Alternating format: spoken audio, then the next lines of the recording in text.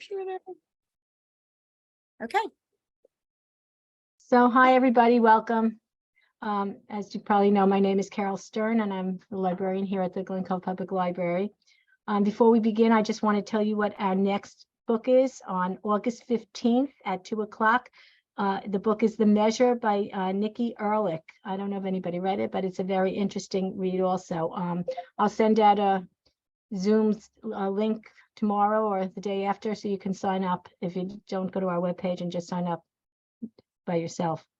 I always say this every time: if you enjoy these events and other events like that, please consider joining the Friends of the Glen Cove Public Library. They're the fundraising arm of our community, and they really help us with a lot of programs like these. So I'm very excited to have Jean back for a second time. The Plot was one of my favorite books. I didn't think you could outdo yourself, but you did.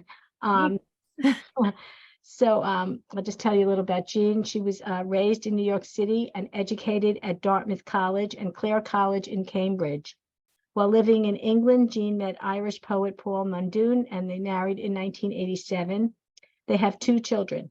From 1990 till 2013, they lived in Princeton, New Jersey, and now they both live in New York City. Jean is the author of many novels: The Latecomer, The Plot, You Should Have Known, which was adapted for HBO's series called The Undoing, and it starred Nicole Kidman, Hugh Grant, and Donald Sutherland. And then she did Admission, which was adapted in 2013, the film of the same name, and that starred Tina Fey, Lily Tomlin, and Paul Rudd.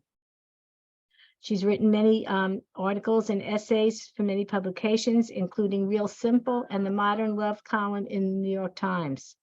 In 2013, Jean created the book, The Writer, and I know you wanted to talk about that to everybody. It's a New York-based service that presents pop-up book groups with prominent authors in private homes. Do you want to talk about it now, or you want to talk about it at the end? Sure. Anytime. I love talking about it.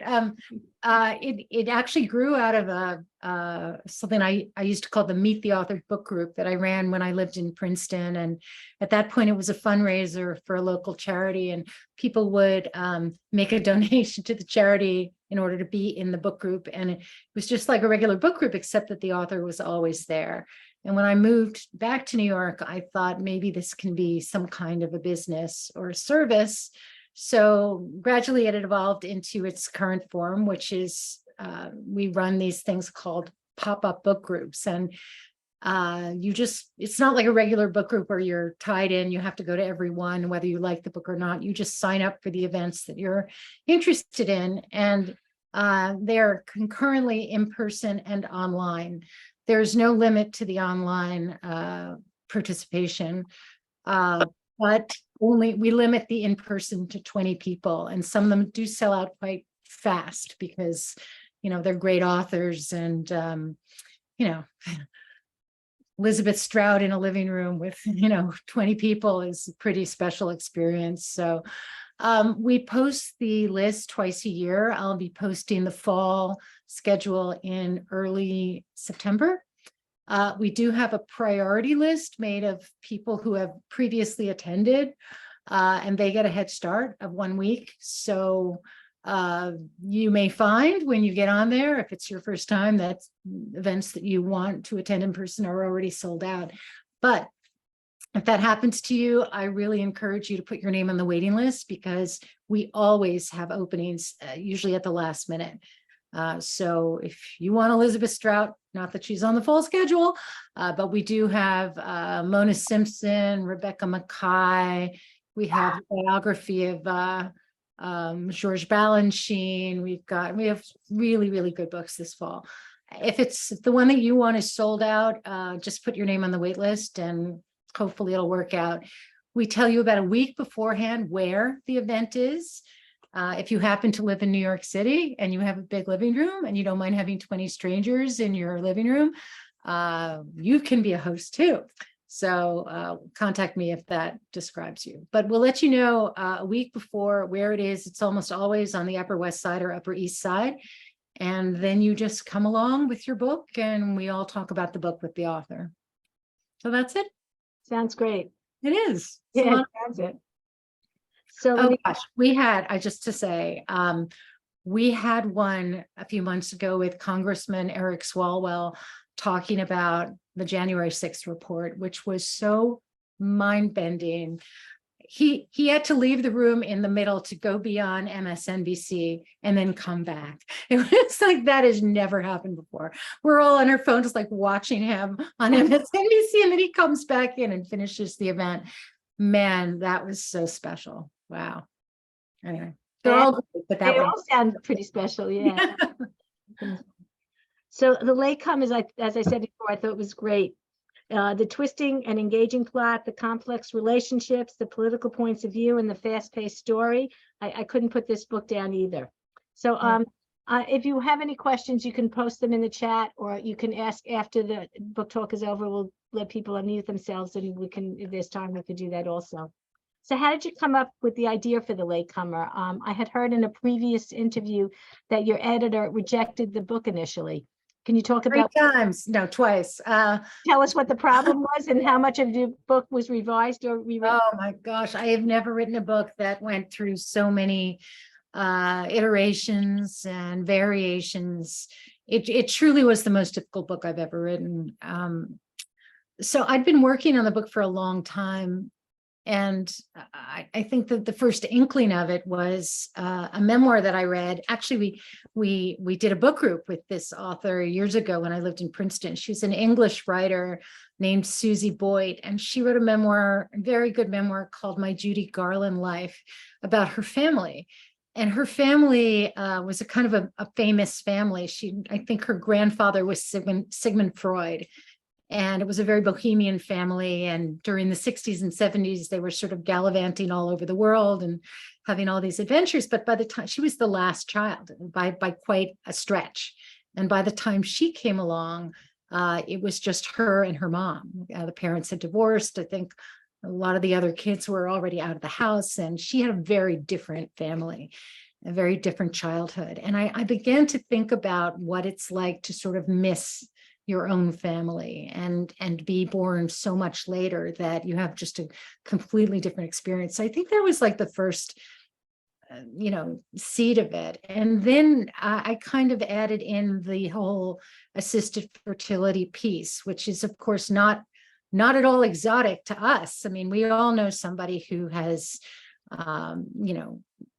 benefited from assisted fertility. I mean, I went through some degree of it. My sister had in vitro twins. It's a very normal thing for our generation, but what's not normal is this idea of having a last child almost a generation later when your other children are pretty much grown up already.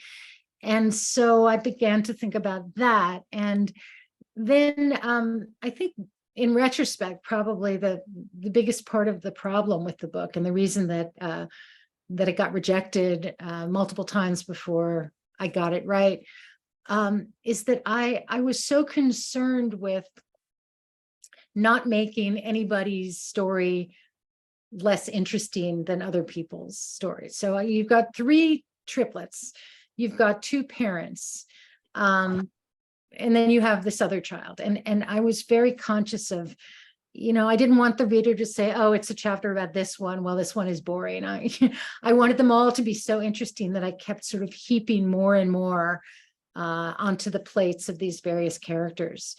And what I had lost sight of was whose story I was telling.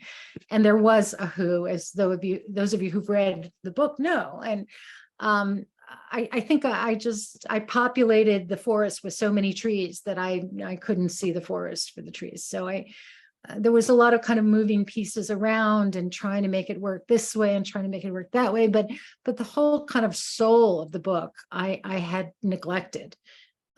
This is my wisdom in retrospect. At the time, I had no idea what I was doing, but it was rejected by my former publisher.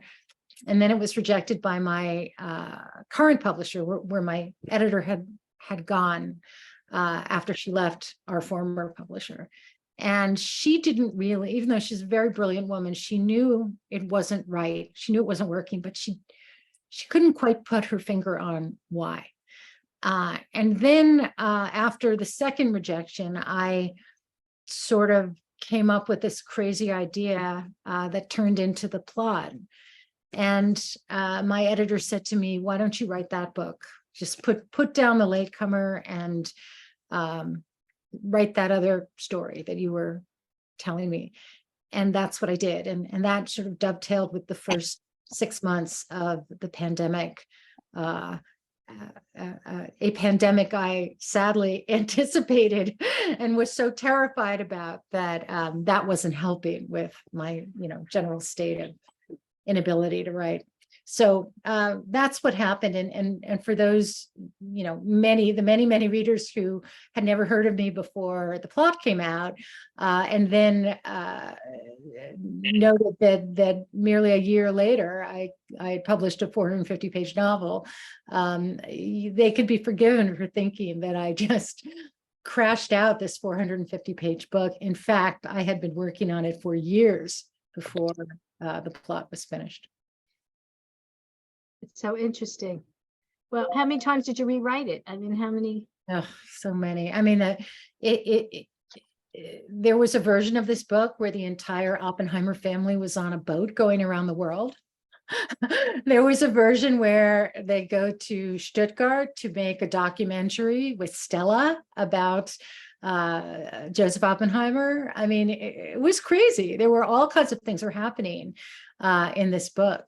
And a lot, I mean, as I said, I've never written a book with so many versions, and I've never written a book in which so much was left, in the trash, basically.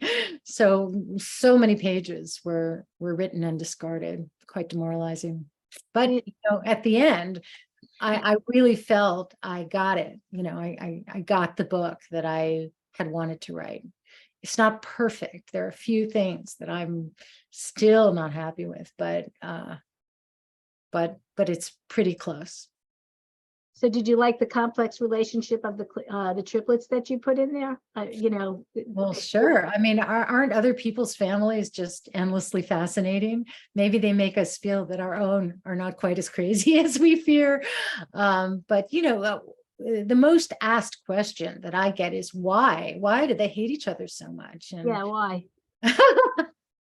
it was so funny. The first time I was asked this, I thought, well, this is my fault. If after 450 pages, I haven't made that clear, that's my bad, but I said in some interview, if you really don't know, email me and write to me through my website and I will tell you. And I didn't think I'd ever hear from anybody. I heard from so many people. I had to write it all out so that I could just cut and paste it into emails. But basically, my way of looking at this, and this is not, a clinical opinion. This is not something that a family therapist would offer. My feeling is that this family is created on a fault line. It's created on a secret, and a secret that for some reason the parents decide, never to share the foundational event of their family with their children. The children have no idea what happened to their father, how their parents really met, what, the meaning of any of that. And that blank spot, I think, means that they can't see one another with any kind of clarity. They can't understand who these people are that they're in a family with. And the other piece of it is that they're not complete. There's somebody missing. And without that person, they have no clarity. They can't begin to see one another, accept one another, love one another. It's only when that person is returned to them. And I don't want to ruin anything for anyone who's on this call who hasn't read the book, but there's other people floating around there, with other information and a claim to be in this family who also need to be returned to them before there can be any possibility of love. Is Harrison suddenly going to become a super nice guy with, with warm and crunchy granola ideas about society? No. I mean, Harrison is Harrison. He is who he is. But even he has a little bit of a chance for goodness and kindness. So, yeah. Was he the most difficult character to write? No, he was the most fun character to write. He was so much fun to write because, he's just horrible. And yet, he's not wrong either. There are plenty of his ideas that make a lot of sense to me. We're all a little more complicated than the box we check in the voting booth. But man, is he a pill. I mean, what a pill. So of course he was so much fun to write. And when he's together with his siblings, he's just so ferociously horrible that it's just he was a real pleasure. Yeah. So which one was the most difficult to write? I think Sally probably. Sally is so hidden from herself that it was very hard to get a kind of grip on her. She's not always a very likable person. She does something pretty awful. I think we can all agree. Yeah, she was a tough cookie. Yeah. So, you said she did something awful, but she also was in a dorm room at Cornell with her brother, and they didn't acknowledge each other, which is a crazy thing also. It is. Yeah, you probably couldn't do it even a couple years later. Believe me, I had to remind myself of the state of technology in the year 2000, 2001. That was right on the cusp of things like, email and stuff like that. And, everything would be online a few years later. You probably couldn't have two members of the freshman class with the same last name and an identical home address, probably right next to each other on a website. Everybody would have known that. But, probably when many of us went to college, there was the freshman book, and, it was a lot easier to hide like that. So were any of the triplets based on anybody or? No, not really. That's funny. You said that, and somebody simultaneously direct message in the chat box, how much of this book is true? Oh gosh, I mean, nothing and everything. I mean, one thing that is a great privilege of a fiction writer is that we get to make things up, and you want to make things up within something like a realistic context. So you could say that everything's probably true for somebody. I mean, Cornell University is obviously true. The other college, Cornell, you went to Dartmouth. I went to Dartmouth, but I went to Dartmouth, but I've already written about Dartmouth, and I've already written about Princeton, and it made sense because I knew there was going to be a Mormon piece for this. It made sense to put them up there in upstate New York because it is only a few hours from the place where the Mormon Church began. So that's why I chose Cornell. Cornell's beautiful, but I've only been there like twice. The second time I went there, I had a whole list of things I had to see. So my husband would be driving me around the campus, and I'd say, wait, I have to go in there. I have to look in there. So he'd pull over and I'd go running inside. And that's how I was able to describe things like the floors in the hall where they live and stuff like that. Yeah, no, I'm very fortunate because I've heard from a lot of Cornell people who are like, are you sure you didn't go to Cornell? So that to me means I didn't blow it. So happy about that. What made you talk about Mormonism? I have a lot of very strange little pockets of obsessive interest. And one of the nice things about having a novel with so many protagonists was I got to sort of dole out a lot of my interests. I love antiques. I'm very interested in old things. I'm a kind of a scavenger. I'll go to any flea market, any yard sale. I go mudlarking when I'm in England. I mean, I love all of that stuff. Of course, I'm obsessed with hoarders. Are we not all obsessed with hoarders? And I've had an active interest in Mormon history and culture since probably 2008. I won't go into how it all started, but I have dragged my husband up to this area of Western New York State, I'd say 6 times. Why am I so interested? I've always been interested in religion. I'm an atheist myself, Jewish atheist. But religious belief has been really interesting to me for a long time. And the thing about the Mormon church is it is so new. It is so shiny, squeaky new that things that would kind of fall beneath a kind of crushed in amber age like Christianity and Judaism seem garishly obvious for this religion, which happened yesterday. So, we can see a chair that Joseph Smith sat in. We can't see a chair that Moses sat in. So it feels weirdly too bright and too obvious and too flawed in comparison to some of the older religions that may nominally be our own. When was the Mormon religion started? Do you have any idea? The 1820s. So yesterday, basically.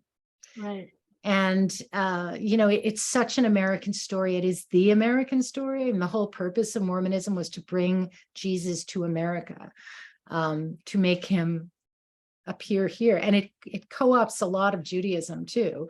So it kind of picks and chooses from a lot of what was around at a time in American history when new religious experiences were cropping up all over the place. And most of them have petered out, but Mormonism, no. So really, really interesting. You can just hear just the way I'm talking about it that I'm still quite interested. So yeah. Interesting. So let's get back to the book. So I read it also in one of your interviews. You said you made a comment on the destructive influence generational trauma have on both children and adults. Can you expand on that a little? Can you talk about that? I can't speak with any kind of academic authority, but it just seems so obvious to me that even if a traumatic act takes the form of a secret, and even if you not only don't know what the secret is, but you don't know that there is a secret, surely it impacts you somehow. So that was the kind of force at work in this book, how the withheld information kind of works its way through these people. But Phoebe sort of freed them. It didn't, right? I mean, well, ultimately it did, but when you're still wandering around in the dark, you don't know who you are. You have no idea who you are. So, yeah, it's interesting. I mean, but like my husband, who's completely Irish, like parents in Ireland for generations, did a DNA test a few years ago and discovered he was 18% South Asian. What?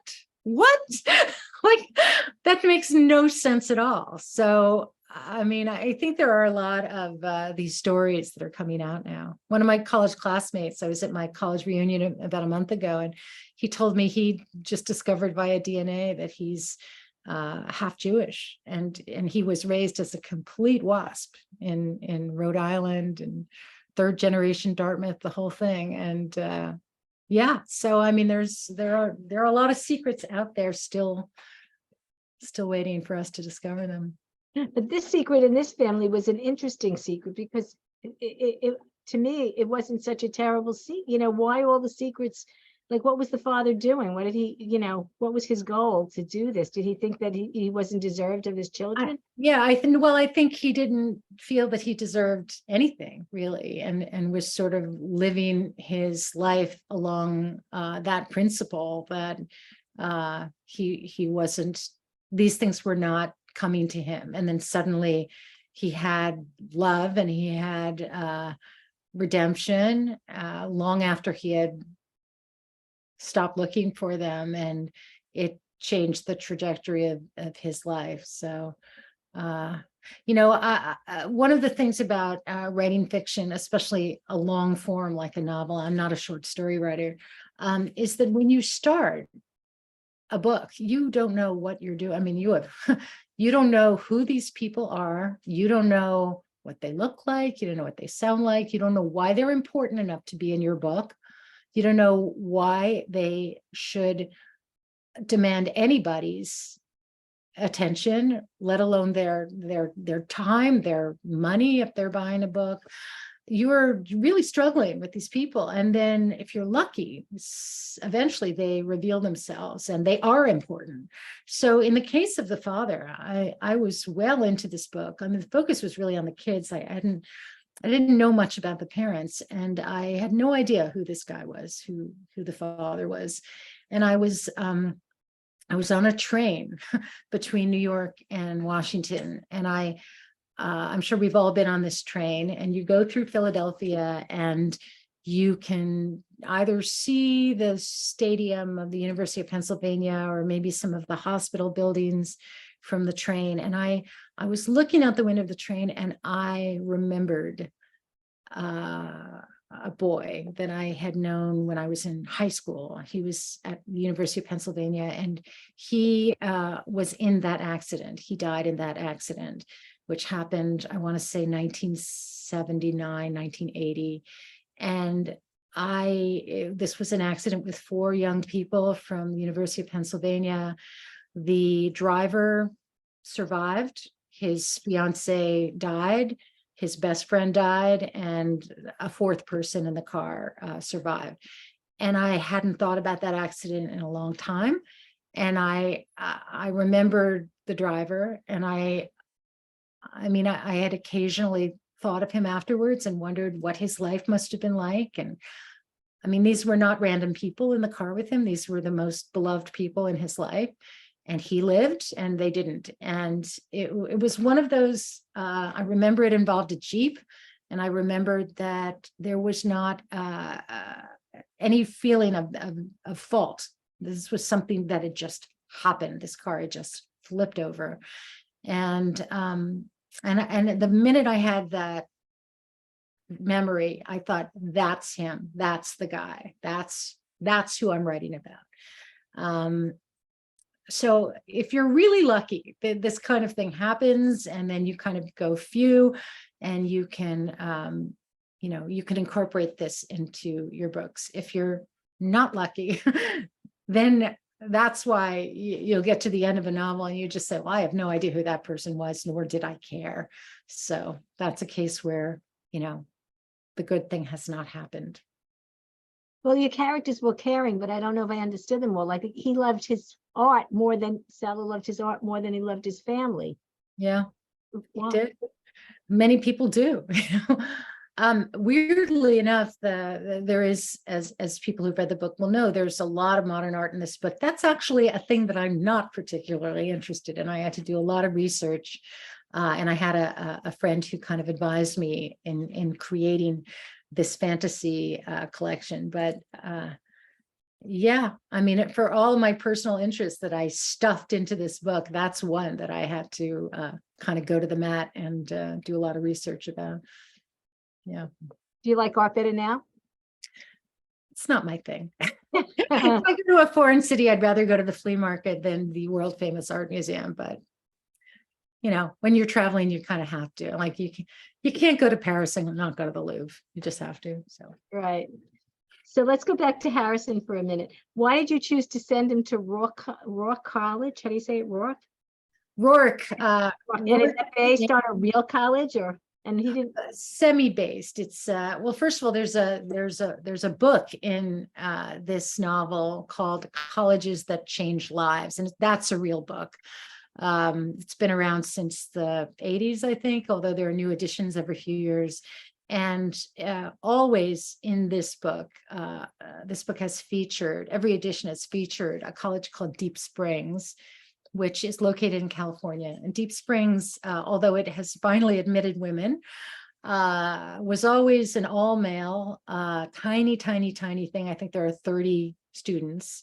It's a 2-year college. It's extremely intellectual. And after the 2 years, these young men have always trotted off to places like Harvard and Stanford, and they've become politicians and they become academics, and it's a pretty darn high-powered place. So I was very fascinated by that, and I just sort of decided to make it an East Coast kind of highly intellectual institution with a bit of a right-wing bent, but that is, if that was ever true of the real Deep Springs, I don't think it is now. So half fiction, half not fiction. It was interesting, right? Yeah, it is. I was able to interview somebody who was there recently, and he was very helpful. Yeah. So Rochelle, I'm assuming everybody reads the books. Oh yeah. I Rochelle from Long Island, a made-up town on Long Island. Yeah. on chapter 25, she said to Loon, I think you're sweet, a wonderful person, but there's a seriously big hole in you. And if you don't figure out what that is, you're just going to start stuffing it with, I don't know, a crazy religion and some other bullshit. Can you talk about that quote? Well, I don't want to say too much about that scene, because that is sort of the scene that takes about 100 pages to get to that scene. And it's a big turnaround, but I love Rochelle. I love her so much. And she has one of my favorite lines. Much later on in the book, she says of Harrison, she says, "What is Shonda?" I love that.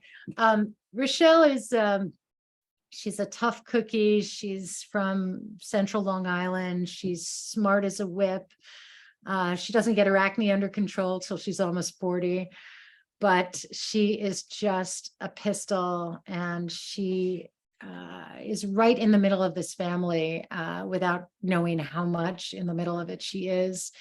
And I was really, really serious intellectual people I know emailed me after they read the book to thank me for Rochelle. I think Rochelle has really had an impact on a lot of people who love her as much as I do, but she is just the best. Yeah, I don't want to say too much about her. And I thought she was very insightful, a little. Oh, she's so smart. I mean, she doesn't have all the information when she's a student, but later she knows exactly what she's dealing with.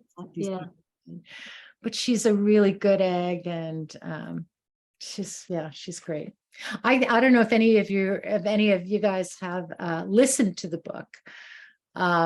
It's particularly well read, and it's read by this wonderful audiobook reader named Julia Whalen. And at first I thought maybe she went a little too broad with the accent, the Long Island accent for Rochelle, but when I asked other people, they said no, she did not. So.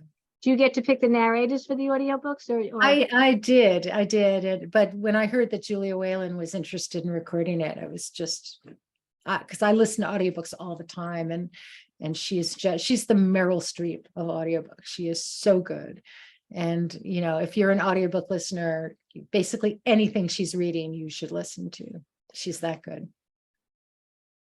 So let's go back to Phoebe a minute, who you said before was born 18 years after the triplets. Did you do research on that? Like, how did you come up with all of this? Well, a little bit. Learn about it.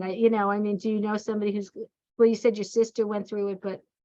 Sure. And what I'm hearing a lot of is apparently this is very normal today, to sort of have embryos created, put a few in the freezer, and go back a few years later and have the next batch of them. So it's now a kind of it's now very normal, but this is the dawn of this kind of infertility treatment. So nobody knew what was going on back then. And in fact, I did move some of the dates of some procedures around.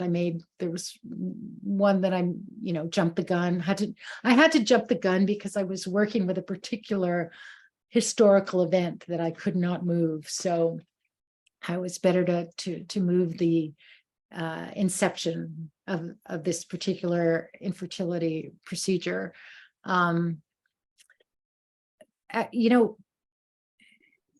There's nothing out there that hasn't happened to somebody, but I'm not aware of any specific example of this length of a gap, an on-purpose gap between family members. So I just go on the assumption that it's happened to somebody sometime. You know, it's interesting because it's not to be political, but there's a whole political undertone to this too. I don't know if that was planned at the time, but now this whole thing with abortion at this point. So if you chose not to use this egg, is that, you know, is that going to be a criminal act in some You know, states in this? People will sometimes say, well, why don't you write about this? And why didn't you write about that? I mean, look, we're already talking about a 450-page book. Am I supposed to go down every single one of these, rabbit holes? No. So, yeah, I mean, I could have made this like a movie of the week, but that wasn't what I mean, to me, the assisted fertility piece is actually quite small. And yes, I have a doctor friend who checked everything and it was all correct. So phew, because you want to color within the lines of fact, but it really is a made up story. Thank goodness. I was going to ask this question too, but someone asked it in the chat too, so I'll ask it.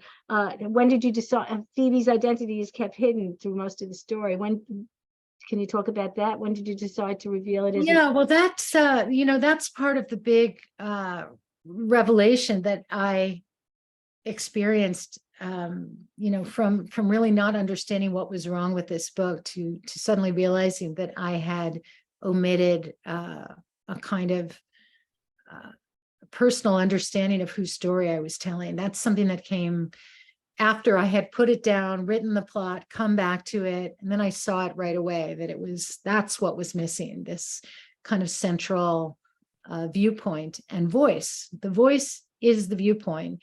Until then, I think I'd been thinking of the narrator as a kind of amalgamation of the triplets, that they all, between them, they knew everything. So it was this single voice. Didn't quite work. But once I realized this about the book, it was clear who was speaking. And then it became a real challenge to reveal that at the right moment. And I mean, I wish I could sort of turn the video around and say, were you surprised? I'll tell you who was surprised. The narrator, the woman who narrated the audiobook, was so shocked.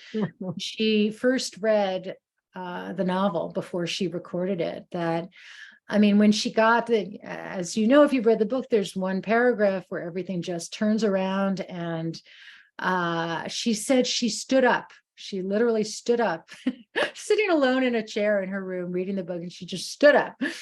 Because not only had she had the understanding of the book changed for her, but she now understood how difficult her own job was about to be, because she was going to have to narrate the first 2/3 of the book without revealing who was. Right. So she did a fantastic job, but it's not something that I thought about too much. It just it was clear when it had to happen. So yeah. So we didn't talk about Joanna, the mother. I felt like I never got to know her too well. Yeah, she was that I would feel like before, when I said it's not perfect, that's the soft spot for me. That ironically, she's the closest to me on paper, and yet she's the one I feel I understand the least. She made a bad decision.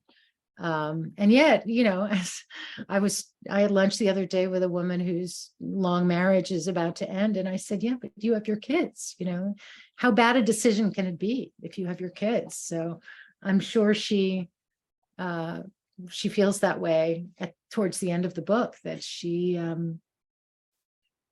wagered her life on one decision, and it didn't work out. But she has her kids, and they're great. So I hope she doesn't feel too, her life's not over. She's going to have other adventures, but it must be a really, really difficult burden to reach that point of your life and realize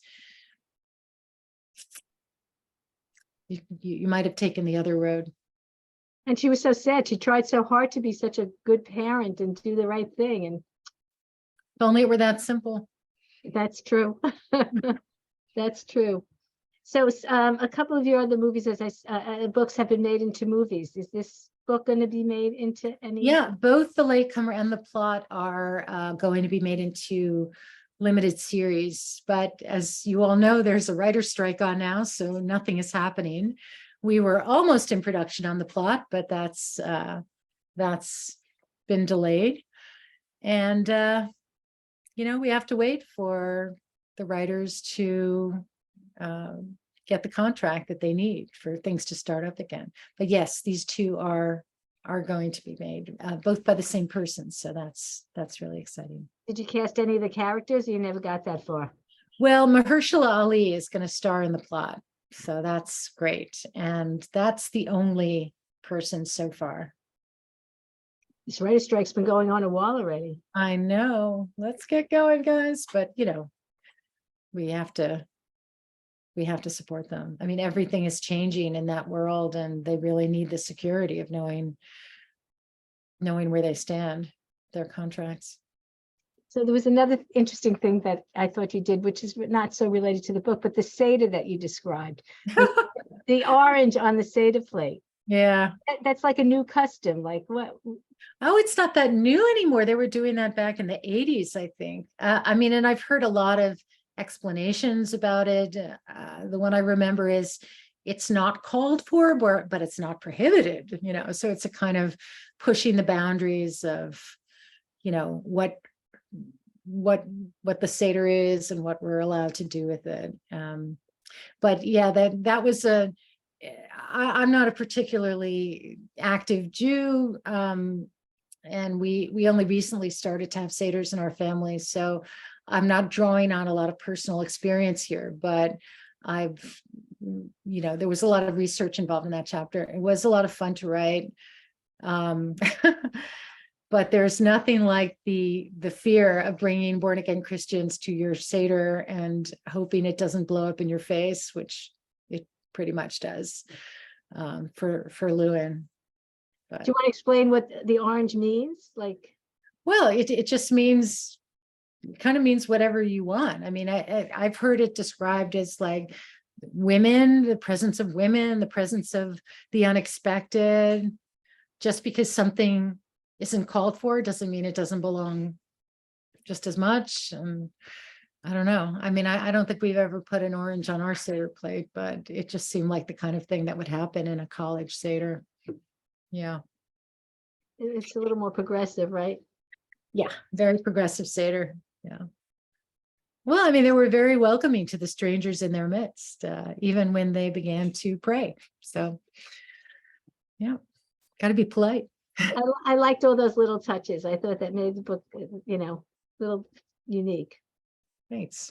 So can you explain Joseph Oppenheimer, the role he had and the meaning you intended to have him in the story? Yeah, this is a male rabbi said, if a woman becomes a rabbi, it's like putting an orange on the Seder plate. Thank you, Diane. I believe I long ago read that as well. Yeah.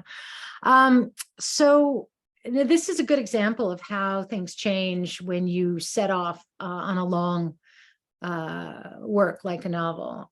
When I started, I thought the novel was going to be about this family who were descendants of Joseph Oppenheimer. He was going to be a much bigger part of this book. And as the story evolved, he became less and less important. So Joseph Oppenheimer was sadly a real person who in the 1730s, I believe, maybe 1750s, was a court Jew in Stuttgart, Germany, meaning that he handled the money for the local aristocrat. And in doing so, he enriched himself. He made himself very rich, but he also made the lives of the Jews better, much better. First, by persuading his boss to allow the Jews to move back into the city limits that they had not been allowed to enter or live in. And so they moved back in, and the community began to thrive. And then one day, the local aristocrat, his boss, dropped dead, which if you have seen a picture of him, yeah, there's an etching of him. He looks just like Henry VIII. You see every reason why he might have dropped dead suddenly one day. But it being 18th century Germany, Joseph Oppenheimer was arrested for murdering his boss. And he was offered the opportunity to plead guilty and convert to Christianity, both of which he declined to do. And he was he was executed. And that would have been a bad enough story, except that exactly 200 years later, this story was resurrected by Goebbels and made into a highly fictionalized film called You'd Zeus, which was a big hit in the Third Reich. And the moral of this version of You'd Zeus was to warn the German people how wrong it was to let the Jews back in, or at least not to get rid of them. So it was a story about an 18th century crime that became the story, the anticipatory story of a much larger 20th century crime, a kind of re-victimization of this poor guy who was just trying to be a good money manager to his boss. So he had no descendants in real life, but in the magic world of fiction, this family are his descendants. And it really went from being a much larger part of the story to really almost a footnote, but I couldn't quite take it out. So that's how it ended up there. Interesting. Yeah, there's a great book about this. I think it's in the acknowledgments, so you can read all about it. It's called The Many Deaths of You'd Zeus. It's written by a history professor at Princeton. And I mean, basically everything that is knowable about this crime, you can read about. It's a very readable book. It's not a highly academic book. So the title, was this the original title? It always was. I mean, at one point I was kind of flirting with the title, The Last of the Oppenheimers, but that became a chapter title. But yeah, The Latecomer. Is that what it's called? I'm not great at titles, I must say, but in this case, it was clear. And the chapter titles that you wrote, you sort of like gave people a little bit of a description of what was going to happen to you in each chapter. Did you plan that?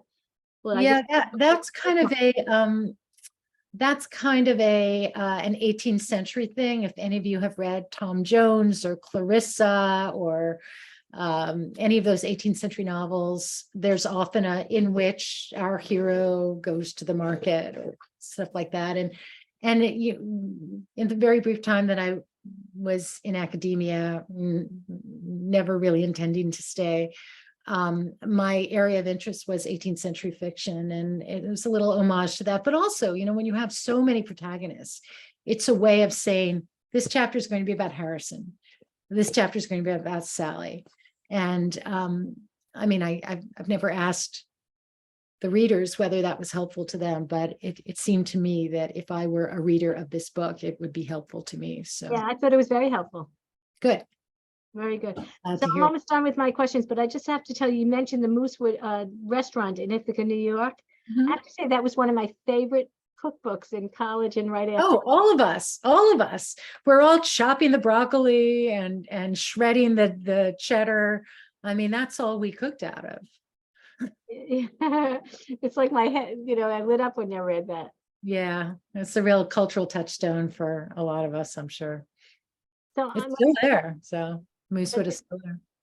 I don't know if you asked all the questions in the chat, but let me see if there's anything that was not. There's a question about St. Anne's and Brooklyn.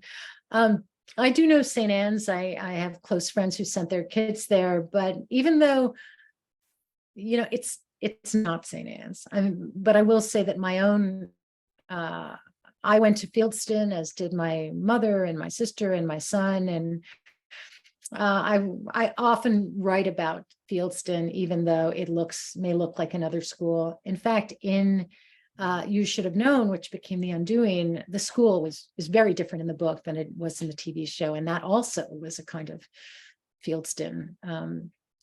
But I'm aware that it looks like St. Anne's, but that's because they live in Brooklyn. But yeah, progressive education could be anywhere. And then Eleanor Shepard wrote, the Times reviewed like in the chapter titles to Edith Wharton. Oh, I know. That was so great. And I haven't read a lot of Edith Wharton, but to be compared to her was just totally thrilling. I bet. That was reading that review was like one of the greatest experiences of my life. It was fantastic. So are you working on another book? Well, I am. I'm revising. Actually, I'm writing a sequel to the plot. Oh. So I'm wrapping that up, and that will be out next fall. We'll have to have you back again. Oh my God. All right. Does anybody have any other questions that they want to ask? If you want to, you can unmute yourself or put it in the chat. Mm-hmm. I'll say something. Just want to say that I read 4 of your books.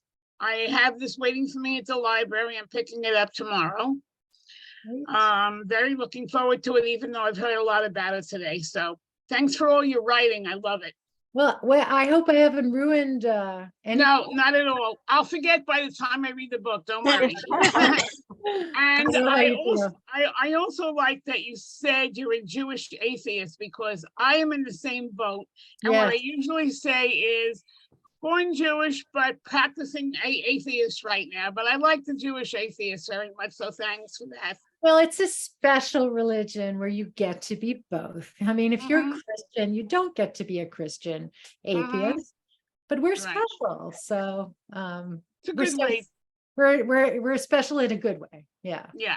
Good way to explain it. Question: how do you select character names?